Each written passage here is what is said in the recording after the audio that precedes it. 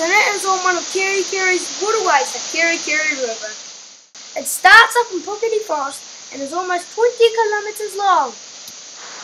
Passes through native bush, kiwi habitat, residential areas and farmland, and ends up going out to sea at the Kerikeri Inlet. Out to the Bay of Islands. Let's go have a look! The river has many uses. It was once used to make electricity. The early settlers built this powerhouse in the 1930s. They used the water to drive this turbine before returning it back to the river. There's lots to see as you walk along the river: fish, birds and insects. Here are some of Kerikeri's native animals enjoying the waterway. There's lots of pretty palms, vines, ferns, wart trees. They hide all sorts of things. Some hoo-hoo grubs in here. You never know what you're going to find. Go watch out for troll around here, because I'm pretty sure there's some that's in here in the bush. Who's that walking over my bridge? There's lots of interesting things to see, The river is full of fish. like trout, perch, eels and whitebait. The Stone Store Basin is an important historical area. Boats used to come up the river to trade.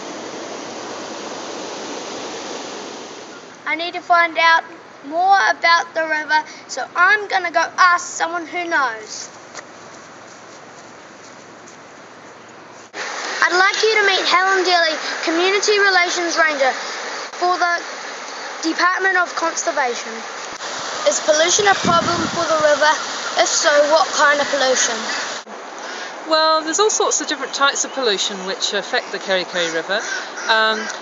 One would be runoff from farmland, lots of fertiliser going into the water and making the weeds grow more.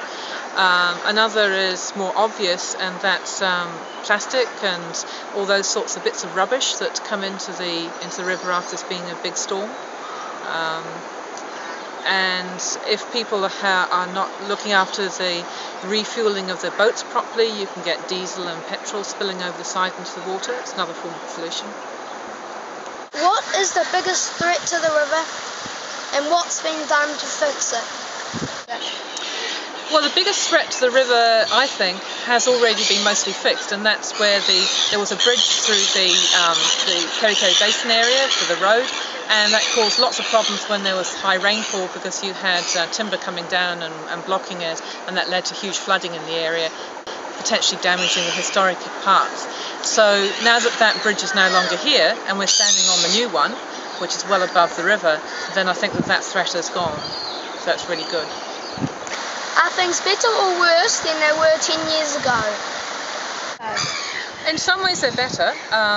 Like I say, with the river having an easy way out to the sea because there's no blockage with the road bridge, and also that there are starting to be riparian planting, which means that there's planting of native trees and so on along the river banks, and that helps stop soil crumbling into the rivers and causing silting. So in some ways I think it's a lot better than it was 10 years ago.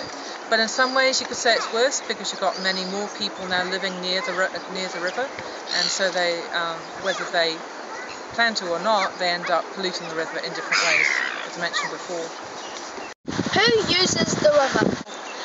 Well, that's one of the interesting things about the river. There's so many different people who use it in different ways. I mean, you've got kayakers, you've got people in dinghies, you've got fishermen, you've got farmers using it for water for their stock further upstream. You've got people living on their boats further downstream.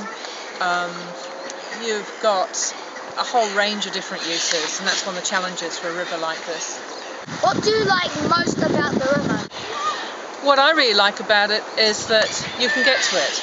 It's not somewhere which is you have to travel a long distance to, or it's difficult to access. It's right here in the middle of Kerikeri, so there's a huge opportunity for people to enjoy being near the river and be able to look after it. Does the Kerikeri Inlet have the same problems as the river, or does it have different ones? Has some similar ones, but the different ones would be things like oyster farms, and they can be seen as a positive in that they're a business, they bring income to the area and so on, but the problems associated with them can be things like the oyster bags can fall off the frames, and they can end up in the mangroves, so that becomes a pollution issue with rubbish. The Kerikeri Inlet, let's go check it out. This is where the Kerikeri River comes down from the stone store and joins the inlet. Do fishermen and boaties cause a problem? Depends what you mean by a problem. I mean, you can have issues for the birds that live around the area in a river or an inlet. If fishing gear is left lying around, or like hooks, lines, and sinkers, and that sort of thing. I've had to catch shags which have swallowed lines, and have basically, they would have died if I happened to have picked them up and got them to a rescue centre. So in that sense, people leaving their rubbish behind or not looking after their gear properly can cause a problem. There are a lot of birds living on the inlet, like this grey heron. Here are some shags resting on the wharf. You're not allowed going over 5 knots, or the boat will make a wake and damage the foreshore and habitat. This includes the mangrove swamps which line the inlet. What has been done to look after the inlet? A number of things I know of have been done to look after the inlet. I'm sure there are others which I'm not aware of, but one is that every so often there's an annual rubbish collection where people go along all the beaches of the inlet and further up into the river area, and they collect whatever rubbish they can. And part of that's quite interesting, because then we analyse what type of rubbish it is, and that gives us an idea about where the problem areas are. And last year, when we did it, we found a lot of polystyrene, and polystyrene obviously is a problem for fish. Eat it and they think it's food.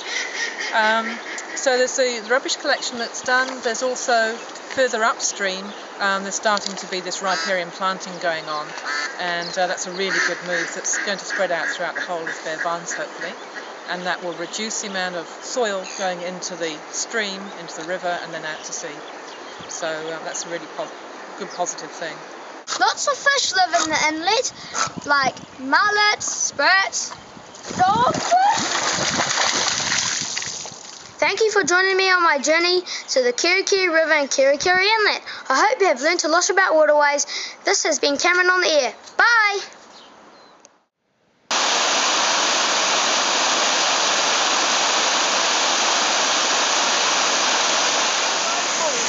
It is one of Kerikeri's rivers. Oh God, how much is the river better than 10 years ago? Oh! I can't think of any at the moment. I knew that would happen. That's it! Here!